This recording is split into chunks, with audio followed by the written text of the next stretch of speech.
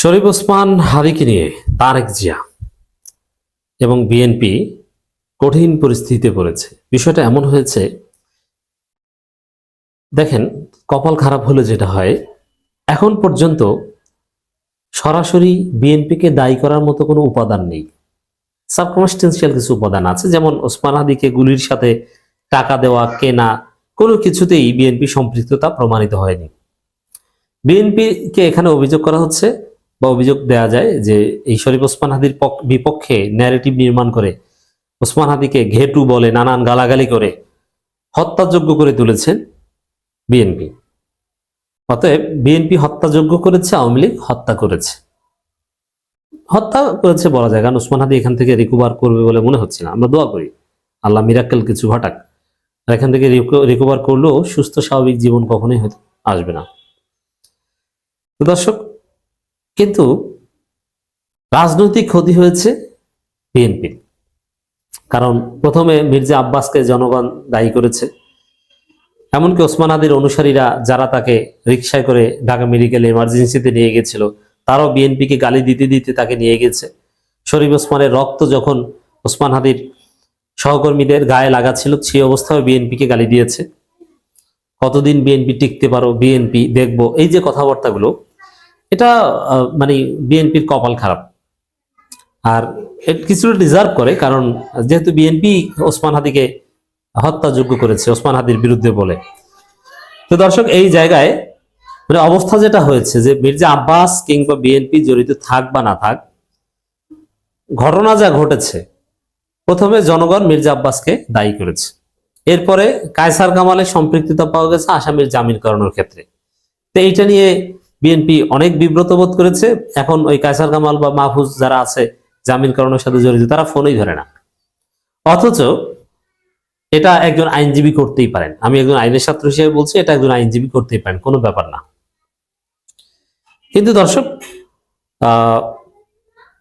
বিষয় যেটা দাঁড়াচ্ছে যে জনগণের কাছে ভিলেন হয়ে গেছেন, এতে কোনো সন্দেহ নাই। জনগণ এভাবে একটা পারসেপশন দাঁড় করিয়েছে যে যারা গুলি করেছে তারা আওয়ামী লীগ, আওয়ামী সন্ত্রাসী। কিন্তু আওয়ামী সন্ত্রাসীকে মির্জা আব্বাস তার আইনজীবীর মাধ্যমে টাকা দিয়ে এই সন্ত্রাসীকে জেল থেকে বের করিয়েছে, তারপরে আওয়ামী লীগের লোকজন গুলি করেছে। আর এর আগে হত্যাযোগ্য করার ন্যারেটিভ তো বিএনপি নির্মাণ করেছে, এরকম একটা পারসেপশন তৈরি হয়েছে। এটা নিয়ে তারেক রহমান এখন কঠিন পরিস্থিতিতে, আমি আসছি সেদিকে। তো ওভারঅল এই দুই ধাপে বেকায়দায় পড়েছে। তারপরে মির্জা ফখরুল ওসমান হাদিকে চেনেন না, ইনসাফ পার্টি না ইনকিলাব পার্টি না ইনকিলাব মঞ্চ বলতে পারেন না, এতে আর এক ধরা খেয়েছেন। এগুলোতে কিন্তু প্রতিনিয়ত মুহূর্তে সেকেন্ডে সেকেন্ডে ভোট কমে, হাজার হাজার লক্ষ লক্ষ ভোট কমে।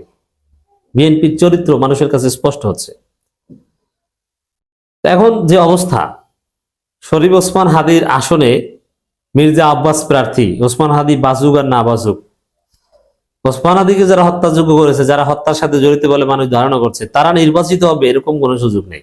তাহলে বোঝা যায় যে অ্যাটলিস্ট ঢাকা ৮ আসনের ক্ষেত্রে বিএনপি এবং মির্জা আব্বাসের ভোট নেই, তাদের জেতা অসম্ভব। মির্জা আব্বাস, আপনি নিশ্চিত থাকেন আপনি ঢাকা ৮ আসনে কিছুতেই জিততে পারবেন না, নো ওয়ে। ওখানে স্বতন্ত্র কেউ জিতবে বা শরীফ ওসমান হাদির পরিবারের কেউ, জামাত তাকে সমর্থন দিবে। আল্লাহ মির্জা আব্বাসকে পরাজিত করবেন, যার ফলে ঘটনাগুলো এভাবে অটোমেটিক্যালি হয়ে যাচ্ছে, জনগণ ট্রেন্ড এভাবে হয়ে যাচ্ছে। তারেক রহমান একটা বক্তব্য বিশ্লেষণ করছি, এবারে নির্বাচন অতীতের চেয়ে জটিল ও তাৎপর্যপূর্ণ। এই কথা তারেক রহমান কেন বলছেন? ওই যে পদে পদে বিপদে পড়ছেন। এবার নির্বাচন তো বিএনপির জন্য, বিএনপির ইতিহাস সবচাইতে সহজ নির্বাচন হওয়ার কথা, কারণ বিএনপির প্রধান প্রতিদ্বন্দ্বী আওয়ামী লীগ নাই।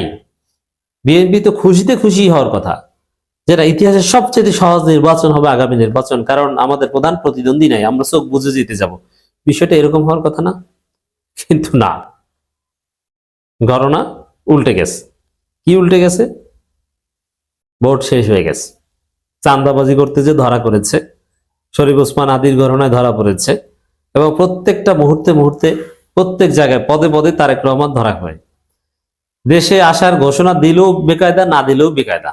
যেমন এখন বলছেন যে দেশে আসবেন, আচ্ছা, তাহলে এতদিন মায়ের অসুস্থতার সময় আসেন নাই, এখন নমিনেশন পেপার সাবমিট করতে শেষ সময় আসছেন, তো মায়ের অসুস্থতা আপনার কাছে মুখ্য না।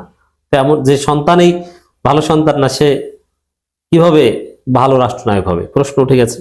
আবার এর আগে যেটা বলেছেন, আমি চাইলেই দেশে আসতে পারি না, এটা আমার একক এবং অবারিত সিদ্ধান্ত নয়,